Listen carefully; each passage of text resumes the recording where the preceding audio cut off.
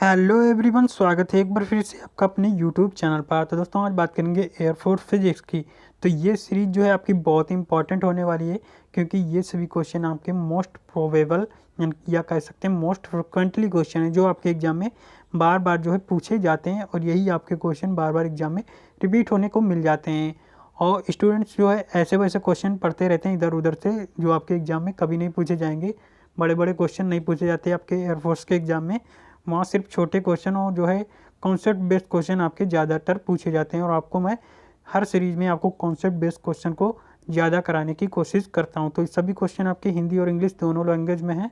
तो एक एक क्वेश्चन को देखें और वीडियो के लास्ट में कमेंट करके अवश्य बताएं कि आप कितने क्वेश्चन को क्लियर कर पा रहे हैं। तो वीडियो को लाइक ज़रूर करें, चैनल पर नए हैं तो सब्सक्राइब भी कर लें। तो देखते हैं दोस्तों क्वेश्चन क्या है।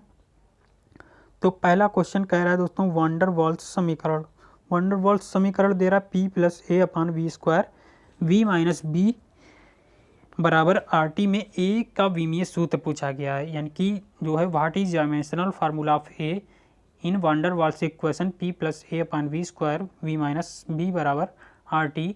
तो यहाँ से आपको जो है p plus a upon v square v minus b बराबर आर टी में ए का जो है विमीय सूत्र यानी कि डायमेंशनल फार्मूला बताना है। तो दिया है आपको p plus a upon v square और v माइनस बी बराबर आर टी।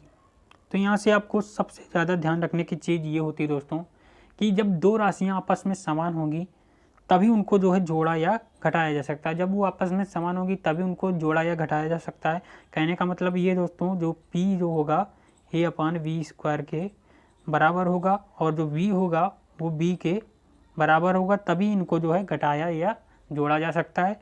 तो कहने का मतलब ये दोस्तों, जो p की बीमा होगी वही a अपान वी स्क्वायर की बीमा हो जाएगी।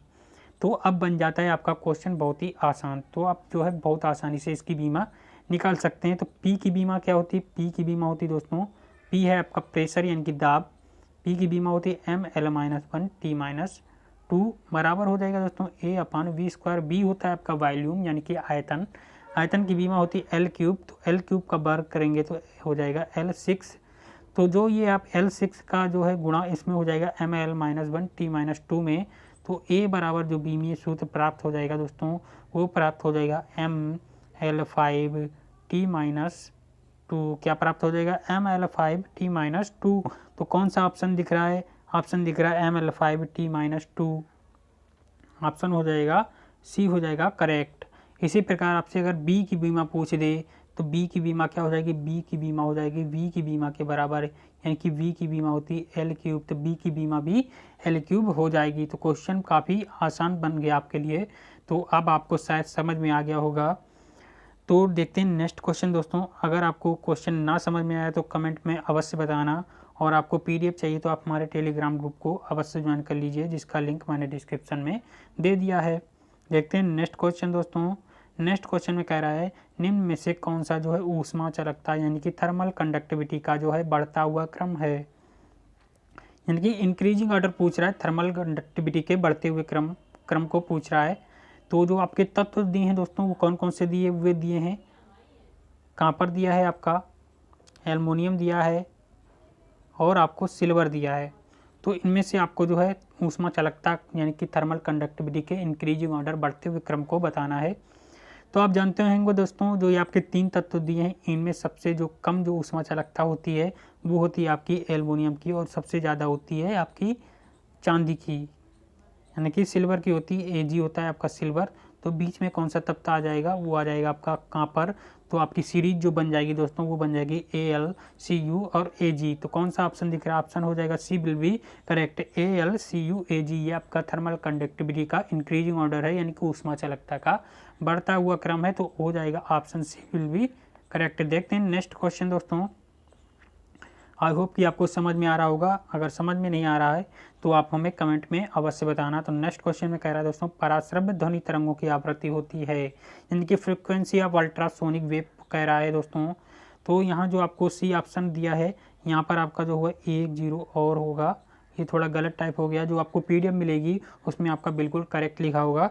तो आपको अब बताना है कि जो फ्रीक्वेंसी ऑफ अल्ट्रासोनिक वेव होती है वो कौन सी होती है। तो पहला ऑप्शन 2000 यानी कि 2000 दिया है, और सेकंड ऑप्शन 20,000 यानी कि 20,000, और ऑप्शन जो सी दिया है उसमें 2 लाख यानी कि 2 lakhs दिया है। ऑप्शन डी में 200 यानी कि 200 दिया है। तो दोस्तों आप जानते होंगे जो आपकी अपसर्ब तरंगें होती हैं, अपसर्ब तरंगें होती हैं दोस्तों, वो होती हैं आपकी 20 हर्ट्ज से कम की, और जो आपकी श्रव्य तरंगें जो आप लोग सुनते हैं वो होती हैं आपकी 20 से 20,000 के बीच में होती हैं, यानी कि 20 से 20,000 हर्ट्ज के बीच में होती हैं श्रव्य तरंगें। और जो आपकी पूछ रहा है पराश्रव्य तरंगें, जो पराश्रव्य तरंगें होती हैं दोस्तों वो होती हैं आपकी 20,000 हर्ट्ज से जितने भी अधिक की तरंगें होती हैं वो होती हैं आपकी पराश्रव्य तरंगें। तो 20,000 हर्ट्ज से कौन सी अधिक की है यहाँ पर, वो है आपकी ऑप्शन सी हो जाएगा 2 lakhs हर्ट्ज। क्या हो जाएगा, 2 lakhs हर्ट्ज हो जाएगा। तो आपका आंसर भी यहाँ पर सी हो जाएगा करेक्ट। थोड़ा गलत टाइप हो गया था, लेकिन आपको टेलीग्राम जो ग्रुप में जो आपको पीडीएफ दी जाएगी उसमें बिल्कुल करेक्ट लिखा होगा। देखते हैं नेक्स्ट क्वेश्चन। नेक्स्ट क्वेश्चन में क्या कह रहा है दोस्तों, नेक्स्ट क्वेश्चन में कह रहा है जब प्रकाश की एक किरण सघन माध्यम की सतह से परावर्तित होती है तो निम्न में से परिवर्तन होगा। When a ray of light is reflected from a denser medium interface then the following changes. तो पूछ रहा है जब एक प्रकाश की किरण जो है एक सघन, सघन का मतलब होता है दोस्तों घना, सघन का मतलब होता है घना, जो है एक सघन माध्यम की सतह से परावर्तित होती है यानी कि रिफ्लेक्ट होती है, तो ऐसी कौन सी जो है पूछ रहा है किसमें जो है चेंजमेंट आता है। तो पहला ऑप्शन दे रहा है तरंगदैर्घ्य यानी कि वेवलेंथ, ऑप्शन बी दे रहा है कला यानी कि फेस, ऑप्शन सी दे रहा है आवृत्ति यानी कि फ्रिक्वेंसी, ऑप्शन डी दे रहा है स्पीड यानी कि चाल। तो आपको करेक्ट आंसर बताना है किसमें चेंजमेंट आता है। तो जो भी फ्रेंड्स लगा रहे हैं ऑप्शन ए यानी कि तरंगदैर्घ्य, उन सभी का आंसर करेक्ट है। तो दोस्तों बता दें जब आपकी किरण जो है सघन से विरल माध्यम या विरल से सघन माध्यम में जाए तो आपकी जो चेंज होने वाली राशि होती है वो होती है हमेशा तरंगदैर्घ्य, यहाँ की आवृत्ति होती है। कई स्टूडेंट्स जो एग्जाम में आवृत्ति लगाते हैं, फ्रिक्वेंसी लगाते हैं, लेकिन फ्रिक्वेंसी हमेशा समान रहती है, आपकी तरंगदैर्घ्य चेंज होता रहती है। तो यहाँ पर आपका ऑप्शन हो जाएगा option A will be correct. देखते हैं नेक्स्ट क्वेश्चन। तो वीडियो को लाइक जरूर करें, चैनल पर नए हैं तो सब्सक्राइब भी कर लें। नेक्स्ट क्वेश्चन में कह रहा है एक व्यक्ति जो है व्यक्ति का ताप 40 डिग्री सेंटीग्रेड है तो यह ताप लगभग होगा।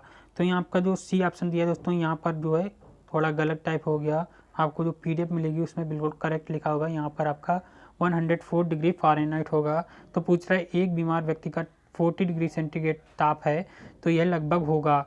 फ़ारेनहाइट में पूछ रहा है यानी कि the temperature of A sick person is 40 degree centigrade, about this temperature. तो पहला ऑप्शन है 75 डिग्री फ़ारेनहाइट, ऑप्शन बी है 96 डिग्री फ़ारेनहाइट, ऑप्शन जो सी दे रहा है वो दे रहा है 104 डिग्री फ़ारेनहाइट, ऑप्शन डी दे रहा है 361 यानी कि 361 डिग्री फ़ारेनहाइट। तो दोस्तों आपको जो है डिग्री सेंटीग्रेड और फ़ारेनहाइट में संबंध का फार्मूला पता होना चाहिए। तो संबंध का फार्मूला जो होता है दोस्तों वो होता है C/5 बराबर F-32/9 होता है। ये आपका संबंध का फार्मूला होता है। तो C आपका डिग्री सेंटीग्रेड में ताप दिया है 40 डिग्री सेंटीग्रेड, अपान में हो जाएगा 5 बराबर हो जाएगा दोस्तों F-32/9। तो ये आपका हो जाएगा जब 40 में 5 का जो है भाग देंगे तो आपका आ जाएगा 8 इंटू हो जाएगा दोस्तों ये 9 का गुणा जब 8 में करेंगे तो 8 इंटू 9 बराबर F-32 हो जाएगा। तो ये हो जाएगा 72 बराबर 72 प्लस 32 बराबर F हो जाएगा। तो F बराबर आपका कितना आ जाएगा 104 डिग्री फ़ारेनहाइट। तो कौन सा ऑप्शन हो जाएगा 104 फ़ारेनहाइट हो जाएगा। कौन सा ऑप्शन हो जाएगा, ऑप्शन हो जाएगा सी विल बी करेक्ट। तो आई होप कि आपको समझ में आ रहा होगा। अगर नहीं समझ में आ रहा है तो कमेंट में आप अवश्य बताना कि आपको समझ में नहीं आ रहा होगा है, तो थोड़ी स्पीड स्लो कर दूंगा बताने की। देखते हैं नेक्स्ट क्वेश्चन। नेक्स्ट क्वेश्चन में कह रहा है कोणीय संवेग L व गतिज ऊर्जा K के पदों में जड़त्वागुण क्या है, यानी कि what is movement of inertia in term of angular momentum L and kinetic energy K। तो इस क्वेश्चन को मैंने कई बार कराया है, इस क्वेश्चन को क्या इस प्रकार के क्वेश्चन को आपको कई बार कराया है, तो इस क्वेश्चन को आपको पता होना चाहिए कैसे करेंगे। तो कोणीय संवेग L और गतिज ऊर्जा K के पदों में जो है जड़त्वागुण I का जो है संबंध, जड़त्वागुण I पूछ रहा है। तो दोस्तों मैंने बताया था को आपको जो है एक फार्मूला अवश्य पता होना चाहिए। क्या पता होना चाहिए, गतिज ऊर्जा K और रेखीय संवेग में संबंध का फार्मूला क्या होता है, K बराबर P² / 2m, K बराबर होता है P² / 2m। तो जो है K बराबर आप जो है एंगुलर मोमेंटम यानी कि कोणीय संवेग के पदों में लिखेंगे तो L स्क्वायर अपान हो जाएगा P रेखीय संवेग की जगह आपको L लिख देना है, कोणीय संवेग L स्क्वायर अपान 2m। m किसके समान होता है दोस्तों? m होता है आपका रोटेशनल मोशन में जो है द्रव्यमान जो होता है किसके समान होता है? वो होता है आपका जड़त्व आघूर्ण के समान। तो यहाँ से आपको जड़त्व आघूर्ण यानी कि मोमेंट ऑफ इनर्शिया I निकालना है। तो I बराबर हो जाएगा दोस्तों L स्क्वायर अपान 2k। क्या हो जाएगा? I बराबर L स्क्वायर अपान 2k। तो कौन सा ऑप्शन दिख रहा है? L स्क्वायर अपान 2k कौन सा दिख रहा है? ऑप्शन हो जाएगा B correct, L square upon 2k। Option B will be correct. देखते हैं नेक्स्ट क्वेश्चन। नेक्स्ट क्वेश्चन में कह रहा है केपलर का द्वितीय नियम कुछ नहीं बल्कि कथन है, यानी कि केपलर से सेकंड लॉ यानी कि law of area is nothing but A statement of. तो पहला ऑप्शन है कार्य ऊर्जा प्रमेय यानी कि वर्ग एनर्जी थ्योरम। ऑप्शन बी रेखीय संवेग संरक्षण यानी कि conservation of linear momentum. Option C है कोणीय संवेग संरक्षण यानी कि conservation of angular momentum. Option D है ऊर्जा संरक्षण यानी कि कंजर्वेशन ऑफ एनर्जी। तो आपको बताना है कि केपलर का द्वितीय नियम किसको जो है व्यक्त करता है। तो दोस्तों जो केपलर का ग्रहों से संबंधित द्वितीय नियम होता है इसको कहते हैं लॉ ऑफ एरिया यानी कि क्षेत्रफल का नियम। ये जो आपका संबंध होता है उसका दोस्तों होता है कोणीय संवेग संरक्षण को दर्शाता है केपलर का सेकेंड लॉ। ये आप जब केपलर के ग्रहों के संबंधित नियम को पढ़ेंगे तब आप इसको क्लियर कर पाएंगे। तो आपका आंसर हो जाएगा थर्ड विल बी करेक्ट। कोणीय संवेग संरक्षण को सिद्धांत को दर्शाता है केपलर का सेकंड लॉ जिसको कहते हैं क्षेत्रफल का नियम। देखते हैं नेक्स्ट क्वेश्चन। नेक्स्ट क्वेश्चन में कह रहा है विद्युत क्षेत्र की तीव्रता की बीमा पूछ रहा है यानी कि dimensional formula of electric field पूछ रहा है। इलेक्ट्रिक फील्ड यानी कि विद्युत क्षेत्र की तीव्रता की बीमा बताना है आपको। तो दोस्तों जानते होंगे विद्युत क्षेत्र की बीमा निकालने के लिए आपको इसका फार्मूला पता होना चाहिए। विद्युत क्षेत्र की तीव्रता E बराबर होता है F अपान Q, जहाँ आपका F है फोर्स यानी कि बल और Q है आपका चार्ज यानी कि आवेश। तो F बल की बीमा होती है दोस्तों mL/t-2 और Q बराबर होता है दोस्तों क्या होता है I/t यानी कि धारा गुणे समय। और जो धारा की बीमा होती है A, टाइम की बीमा होती है T। तो ये आपका mL/t-2 अपान हो जाएगा AT। तो इसको जब आप ऊपर ले जाएंगे तो क्या हो जाएगा mL A इनवर्स t की पावर जो हो जाएगा -3। क्या हो जाएगा mL A इनवर्स और हो जाएगा t की पावर -3। तो कौन सा ऑप्शन दिख रहा है mL t की पावर -3 A इनवर्स कौन सा ऑप्शन दिख रहा है? आंसर हो जाएगा ऑप्शन डी हो जाएगा correct. mL t-3 A inverse कौन सा हो जाएगा? ऑप्शन डी हो जाएगा करेक्ट। तो आई होप कि आपको समझ में आ रहा होगा। देखते हैं नेक्स्ट क्वेश्चन। नेक्स्ट क्वेश्चन में क्या कह रहा है ऋणात्मक त्वरण क्या दर्शाता है यानी कि व्हाट इज नेगेटिव एक्सीलरेशन। यानी कि दोस्तों आप जानते होंगे जब आपका वेग जो है किसी पिंड का वेग बढ़ता हुआ जाता है यानी कि इंक्रीज होता हुआ चला जाता है इसको कहते हैं एक्सीलरेशन। और उसी प्रकार कह रहा है ऋणात्मक त्वरण यानी कि घटते हुए वेग को, कोई पिंड है गति कर रहा है उसका जो वेग है लगातार घट रहा है तो पूछ रहा है ऋणात्मक त्वरण को क्या कहते हैं यानी कि कह रहा है what is negative acceleration called. पहला ऑप्शन है त्वरण एक्सीलरेशन, ऑप्शन बी आवेग यानी कि इम्पल्स, ऑप्शन सी है मंदन यानी कि डिल्यूजन, ऑप्शन डी है इनमें से कोई नहीं यानी कि नन ऑफ दीज। तो दोस्तों जो आपका बढ़ता हुआ क्रम यानी कि किसी पिंड के वेग का बढ़ता हुआ क्रम होता है उसे कहते हैं एक्सीलरेशन, इसको बोलते हैं त्वरण। आप जानते होंगे बढ़ते हुए वेग को त्वरण कहते हैं। और जब वेग जो है वेग का मान है धीरे धीरे घट रहा है तब उसको क्या कहते हैं? उसको कहते हैं डिपल्सन, डिल्यूजन, सॉरी दोस्तों डिल्यूजन कहते हैं, डिल्यूजन जिसको कहते हैं मंदन, हिंदी में कहते हैं मंदन। तो ऑप्शन सी हो जाएगा करेक्ट। देखते हैं नेक्स्ट क्वेश्चन। नेक्स्ट क्वेश्चन आपका 10 नंबर क्वेश्चन कह रहा है दोस्तों ऊर्जा के 4 व्यवहारिक मात्रकों के नाम बताइए यानी कि name of 4 practical unit of energy. तो ऊर्जा के 4 व्यवहारिक मात्रक पूछ रहा है, चारों आपके जो है ऊर्जा के मात्रक होने चाहिए। तो पहला ऑप्शन है जूल और इलेक्ट्रॉन वोल्ट और किलोवाट घंटा। और जो सेकंड ऑप्शन दे रहा है वो दे रहा है joule, milli electron volt, kilowatt घंटा और अर्ग। और जो नेक्स्ट ऑप्शन दे रहा है सी दे रहा है वाट, किलोवाट घंटा, कूलाम और इलेक्ट्रॉन वोल्ट। और ऑप्शन डी दे रहा है नन ऑफ दीज। तो दोस्तों आप जानते होंगे जो ऊर्जा के व्यवहारिक मात्रक होते हैं उसमें से आपका जूल भी आता है, मिली इलेक्ट्रॉन वोल्ट भी आता है और किलोवाट घंटा भी आता है, जिसको जो है आपकी बिजली की यूनिट नापी जाती है। आपके घरों में आपका मीटर लगा होगा, वो आपका जो है यूनिट किलोवाट घंटा में ही मापा जाता है। और जो इसका मात्रक होता है वो दोस्तों होता है अर्ग। ये सीजीएस मात्रक होता है, कार्य का मात्रक सीजीएस मात्रक होता है।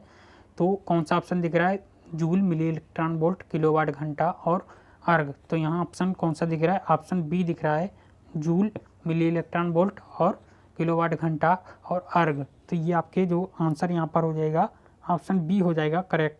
तो फ्रेंड्स आई होप कि आपको हमारा वीडियो पसंद अवश्य आया होगा। तो वीडियो को लाइक ज़रूर करें, चैनल पर नए हैं तो सब्सक्राइब भी कर लें।